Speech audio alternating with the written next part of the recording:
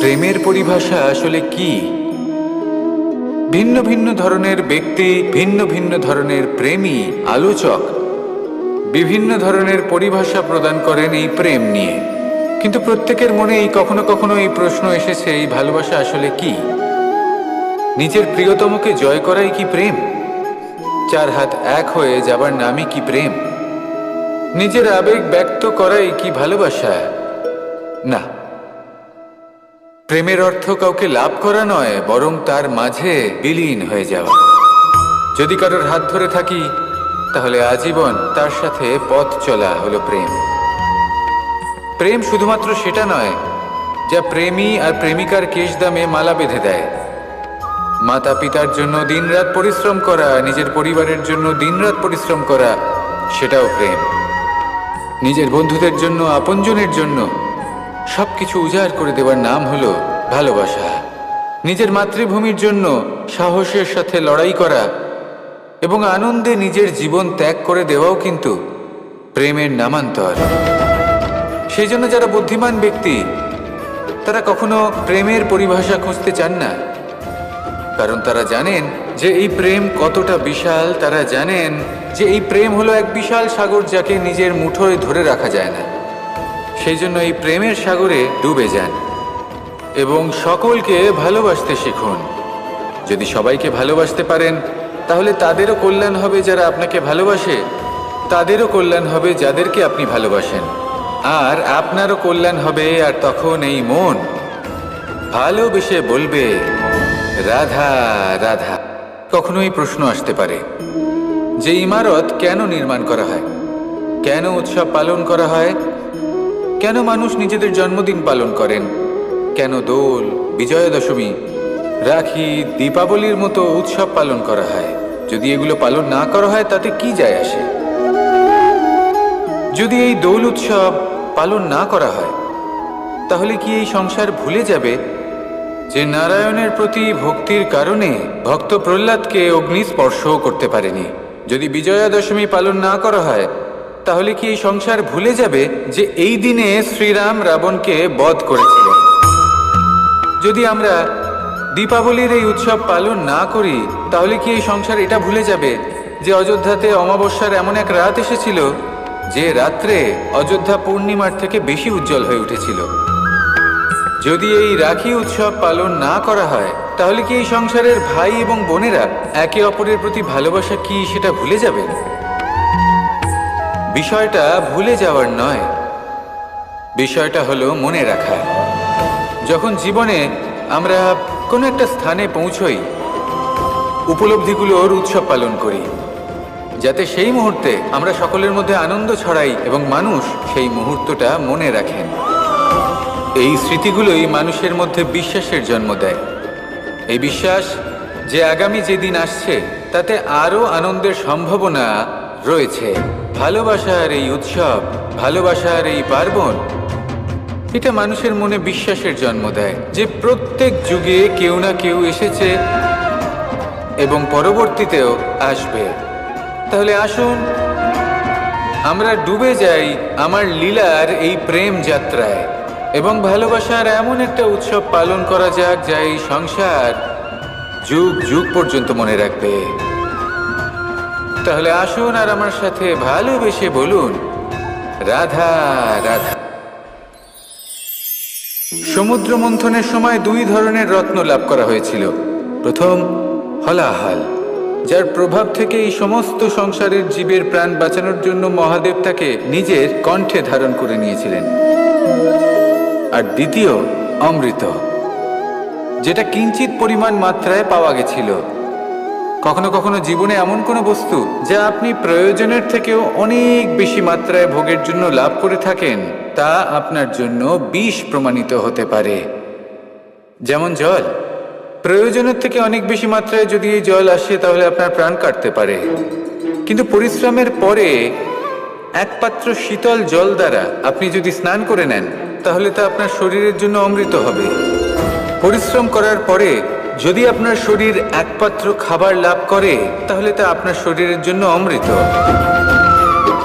কিন্তু যদি কোনো পরিশ্রম না করেই আপনি দিনরাত শুধুই খাবার গ্রহণ করতে থাকেন, তাহলে আপনার কাছে তা বিষ সমান। বিষ এবং অমৃত গ্রহণ করাটা আপনার উপরে নির্ভর করছে। কোনো বস্তু আপনার পক্ষে বিষও হতে পারে, আবার অমৃতও হতে পারে। নির্ভর করছে যে আপনি সেটা কিভাবে ব্যবহার করছেন, কতটা মাত্রায় ব্যবহার করছেন। আসুন আমার সাথে ভালোবেসে বলুন, রাধা রাধা। প্রেম আড়াই অক্ষর, মাত্র আড়াই অক্ষরের এই শব্দ প্রেম, এর মধ্যে ত্রিলোকের এবং সমগ্র ব্রহ্মাণ্ডের বীজ নিহিত আছে। এমন কি আছে যা এই প্রেম করতে পারে না? যেখানে শক্তি এবং বিদ্যা প্রয়োগ করে আপনি কিছুই করতে পারবেন না, সেটাও প্রেম দ্বারা অর্জন করা সম্ভব। প্রেম চাইলে পাথরেও ফুল ফোটাতে পারে। প্রেম চাইলে ন্যাড়া পাহাড়ের বুক চিরে নদীপথ তৈরি করতে পারে। চাইলে নিরক্ষর ব্যক্তিকে সংসারের শ্রেষ্ঠ জ্ঞানী করে তুলতে পারে। শুধুমাত্র এই প্রেমের জন্য সবার দুষ্টু কানাই ঘনশ্যাম হয়ে উঠেছিল। শুধুমাত্র এই প্রেমের টানেই ত্রিলোকের স্বামী দ্বারকাধীশ নির্ধন সুদামার পদসেবাও করেছিলেন। এই প্রেম হলো সংসারের সবথেকে বড় শক্তি। এই সংসারের আধার হলো প্রেম। এমন কিচ্ছু নেই যা এই প্রেমের পক্ষে সম্ভব নয়। যেখানে বিদ্যা এবং শক্তি সাহায্য করতে পারে না, সেখানে এই প্রেম আপনাকে জয়ী করে দিতে পারে। তাহলে আসুন আর আমার সাথে ভালোবেসে বলুন, রাধা রাধা। এটা কোনো এক সময়ের কথা। একটি শেয়াল ভুলবশত একটি নগরীতে প্রবেশ করে এবং সে সেখানে হঠাৎ ধোপাদের পাড়ায় প্রবেশ করে। নীল রং গোলা জলে পড়ে যায়। কোনো ক্রমে পালিয়ে পালিয়ে আবার সে বনে ফিরে আসে। অন্য সব প্রাণীরা ওকে দেখে আর ভয়ভীত হয়ে পড়ে। তখন সেই শেয়াল ফন্দি এঁটে সবাইকে বলল যে, আমি হলাম দেবদূত আর তোমাদের সকলকে রক্ষা করতে এসেছি। সবাই ওর কথা মেনেও নিল। প্রত্যেক দিন ওকে ধনধান্য খাবার এইসব প্রদান করতে লাগলো। তারপরে এমন একটি রাত এলো যেদিন দূরে কোথাও কিছু শেয়ালের দল তাকে ডাকতে শুরু করলো। আর তখন এই শেয়াল নিজেকে আটকেই রাখতে পারল না।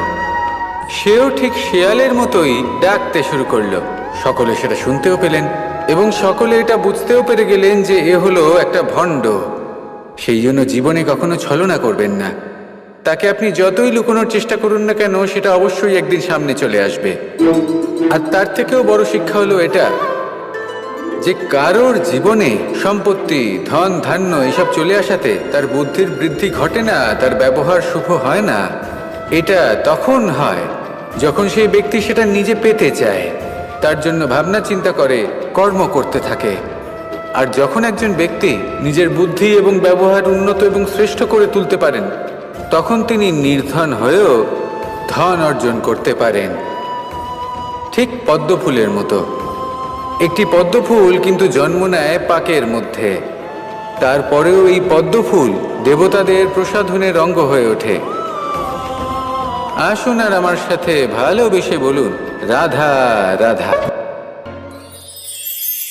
জীবনে অনেক সময় আমরা এটা দেখে থাকি যে আগামী প্রজন্ম সেই কাজটি করে যেটা তার পূর্ববর্তী প্রজন্ম করে গেছেন। একটা উদাহরণ দিই। তাহলে দেখুন, একদিকে আছে মাতা পিতা যারা আজীবন সংঘর্ষ করেছেন ধন অর্জন করার জন্য। তারপর তারই সন্তান তার সাথেই লড়াই করে তার থেকে সমস্ত সম্পত্তি ছিনিয়ে নিল। তারপরে যত সময় অতিবাহিত হয়, সেই সন্তানের সাথেও সেই একই ক্রিয়া ঘটতে থাকে। তার সন্তান তার সমস্ত সম্পত্তি ছিনিয়ে নেয়। তাহলে এমন কি সঞ্চয় করবেন যা পরবর্তী প্রজন্মকে দিয়ে যেতে পারেন, সেই বিষয়ে ভাবুন। ভেবে দেখুন, এই যে ধন সঞ্চয় আপনি করছেন, এর আসলে লাভ কি? অবশ্যই আবশ্যক, কিন্তু এটাই কি শুধু সবথেকে গুরুত্বপূর্ণ বিষয়, যেখানে আপনি জানেন যে আপনি এই সম্পত্তি ভোগ করতে পারবেন না, কারণ এই সমস্ত সম্পত্তি আপনাকে পরবর্তী প্রজন্মের হাতে সঁপে দিতে হবে। তাহলে ধন সঞ্চয় করুন, কিন্তু এমন একটা সম্পত্তি কেন সঞ্চয় করা উচিত নয় যার উপভোগও আপনি করতে পারবেন, পরবর্তী প্রজন্মকেও দিয়ে যেতে পারবেন, আর মতভেদও হবে না। এমন সম্পত্তি আছে, আর এই সম্পত্তি হলো প্রেম। যদি আপনার মনে কোনো কিছু সঞ্চয় করার বাসনা জেগে ওঠে, তাহলে প্রেম সঞ্চয় করুন। সেটা পরবর্তী প্রজন্মও পাবে এবং সেই প্রজন্ম ভবিষ্যতে ভালোবাসা ছড়াতে থাকবে। আর তখন এই মন সুপ্রসন্ন হয়ে বলবে, রাধা রাধা। এই পাথর দেখতে পাচ্ছেন আপনি? কত গোল, কতটা চকচকে। বাচ্চাদের অনেক সময় এটা নিয়ে খেলতে ভালো লাগে, আর কেনই বা লাগবে না? কতটা সুন্দর আর মসৃণ এটা। কিন্তু আপনি কি কখনো ভেবে দেখেছেন এই পাথর আগে কি ছিল? কোনো বিশাল আকার পর্বত, কোনো বিশাল আকার পাথরের একটা বড় ভেঙে যাওয়া অংশ বিশেষ, যেটা কোনোভাবে নদীতে পড়ে নদীর ধারার সাথে বইতে থাকলো। মাটির সাথে ঘর্ষণ হলো, বালির কণার সাথে ঘর্ষণ হতে থাকলো, আর তারপর ধীরে ধীরে এই আকার পেল। এবার আমরাও এই পাথরের মতোই। তাই মনে রাখবেন, আপনার ব্যক্তিত্ব, আপনার এই স্বরূপ ঈশ্বরের দেওয়া কখনোই নয়। হ্যাঁ, প্রকৃতি অবশ্যই আপনাকে জন্ম দিয়েছেন, কিন্তু আপনি নিজে নিজের ব্যক্তিত্বের রচয়িতা। আর আপনি তা রচনা করেন কঠিন পরিস্থিতির মুখোমুখি হয়ে, সংকটের ধারা পার করে। তাই আপনিও এই পাথরের মতো নিরন্তর চেষ্টা করতে থাকুন। নিজের অস্তিত্ব বজায় রাখুন, এই অস্তিত্বকে মহান করতে থাকুন, আর আমার সাথে ভালোবেসে বলুন, রাধা রাধা। সংসারে প্রত্যেক মানুষের মনের গভীরে অনেক রকমের চিন্তা লুকিয়ে আছে। পিতামাতার চিন্তা, সন্তানের চিন্তা, স্ত্রীর চিন্তা, কাজের চিন্তা, ভবিষ্যতের চিন্তা, ইত্যাদি ইত্যাদি। মানুষের এই মন নানান চিন্তায় ভরা, কিন্তু আস্তে আস্তে এই চিন্তা চিতা হয়ে ব্যক্তিকে সমাপ্ত করে দেয়। আপনাদের একটা কথা মনে করিয়ে দিই, যে কথা আপনারা আগে থেকেই জানেন। কি অদ্ভুত ব্যাপার, তাই না? আপনি এই সংসারে আসার আগেও এই সংসার ছিল, আপনি যখন এই সংসার থেকে যাবেন তারপরেও এই সংসার থাকবে। অর্থাৎ আপনার আসার আগে এবং আপনার যাওয়ার পর যে সময়, সেটা আপনার হাতে নেই। তাহলে আপনার হাতে কি আছে? আপনার হাতে আছে সেই সময় যেটা আপনি এখন কাটাচ্ছেন, সেই সময় যখন আপনি আমার কথা শুনছেন, সেই সময় যখন আমি আপনার সাথে কথা বলছি। শুধু এটাই আপনার হাতে আছে। এবার এটাকে নিয়ে আপনি কি করবেন? চিন্তা করে নষ্ট করবেন? আমি তো এটাই বলবো যে আপনার পর্যবেক্ষণ করা উচিত। পর্যবেক্ষণ করুন যে এই সময়ের সদ্ব্যবহার আপনি কিভাবে করবেন, কিভাবে আরো বেশি মহান কাজ করবেন, ভালো কাজ করবেন, কিভাবে সকলের সাথে আনন্দ ভাগ করবেন। তাই মনে রাখবেন যে চিন্তা চিতা অবধি নিয়ে যায়, আর পর্যবেক্ষণ মনকে একাগ্র করে দেয়। রাধা রাধা। ব্যক্তি কখন সফল হয়, কখন অসফল, কখন ক্ষতি হয়, কখন লাভ, কখন জয় হয়, কখন পরাজয়, এসব কিসের উপরে নির্ভরশীল? বেশিরভাগ লোকেই বলবেন পরিস্থিতির ওপর, আর সেটা ঠিকও। যদি বাইরে বর্ষার পরিবেশ থাকে, তবে সেখানে বস্ত্র কিভাবে শুকোতে পারে? যদি ঝড়ের পরিবেশ থাকে, তাহলে নৌকা কিভাবে পার করানো যেতে পারে? কিন্তু যদি আমি আপনাকে আসল সত্যি বলি, তাহলে অসফলতার কারণ পরিস্থিতি নয়, সেই পরিস্থিতিকে স্বীকার করে নেওয়া। প্রত্যেকের জীবনে এরকম সময় অবশ্যই আসে যখন আমরা চাইলেও পরিস্থিতিকে পাল্টাতে পারি না। পরিস্থিতিকে পাল্টানো অসম্ভব হয়ে ওঠে। এরকম সময় একটাই উপায় আছে, পরিস্থিতিকে নয়, মনস্থিতিকে বদলান, আর দেখবেন সবকিছু ভালো হবে। কারণ এই মনস্থিতি আপনার জীবনের সব থেকে বড় সম্বল, সব থেকে বড় সাথী। দেখুন, অপবাদ, অসফলতা প্রত্যেকের জীবনের একটা অংশ অবশ্যই, কিন্তু আপনাকে নিরন্তর চেষ্টা করে যেতে হবে, পুনরায় ঘুরে দাঁড়িয়ে এগিয়ে যেতে হবে, তবেই সফলতা আসবে। যদি এতই সহজ হতো সফল হওয়া, তাহলে সবাই সফল হতো, তাই তো? রাধা রাধা। কথায় আছে, জীবনে সম্পর্ক নিয়ে কখনো অঙ্ক কষা উচিত নয়।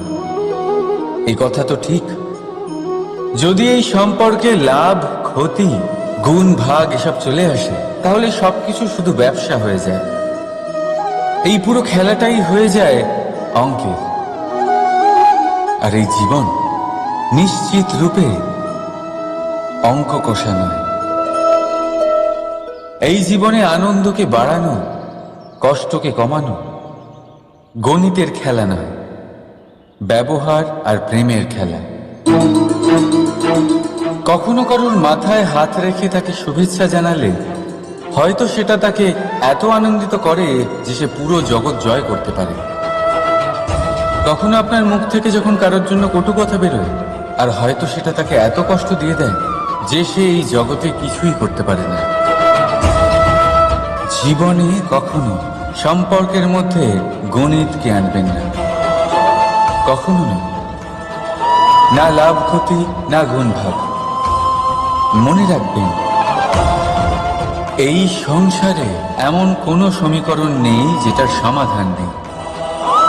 শুধু তা খুঁজতে একটু সময় লাগে। রাধা রাধা। সূর্য এই সংসারে সব থেকে বেশি তেজস্বী এই সূর্য, সব থেকে বেশি উজ্জ্বল, সব থেকে বেশি শক্তিশালী। কিন্তু আপনি কি কখনো সূর্যোদয় দেখেছেন? এই শক্তিশালী সূর্য কিভাবে উদয় হয়? লাল রঙের আভার সাথে, সৌম্যতার সাথে, শান্তির সাথে উদয় হয়।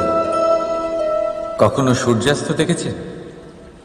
সেই লাল রঙের আভা, সেই সৌম্যতা, সেই একই শান্তি। আর এটাই একজন মহান ব্যক্তিত্বের গুণ।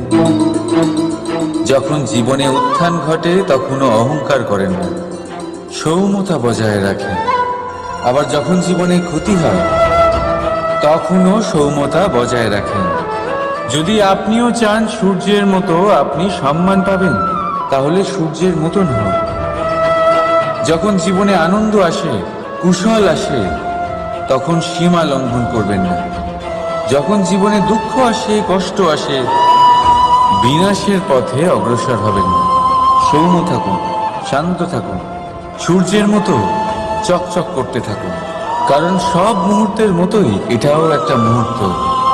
তাতে আপনি আনন্দ লাভ করুন বা পান দুঃখ, এই মুহূর্ত অবশ্যই চলে যাবে। রাধা রাধা। আসুন আজকে আমরা কথা বলি ভাষার বিষয়। এই ভাষা কত অদ্ভুত এক শক্তি। কিন্তু কখনো কখনো আমরা এই তর্কে লিপ্ত হয়ে যাই যে কোন ভাষা সর্বশ্রেষ্ঠ। কখনো কখনো এই সমস্যায় আটকে পড়ি, যখন সামনের জনের ভাষা ভিন্ন আর আমাদের ভিন্ন, না আমরা তার কথা বুঝতে পারি, না সে আমাদের। আচ্ছা ঠিক আছে, কিন্তু কেউ আমাকে এটার মানে স্পষ্ট করে বোঝায়। সূর্যমুখী, সূর্যের কিরণের কোন ভাষা সে বুঝতে পারে যে সূর্য ওঠার সাথে সাথে সেও ফুটে ওঠে? চকর, চকরের কাছে এমন কোন ইন্দ্রিয় আছে যে সে চাঁদের শীতলতা অনুভব করতে পারে? গরু এমন কোন সঙ্গীত শিখেছে যে আমার বাঁশির সুর শুনে তারা নিজেই চলে আসে?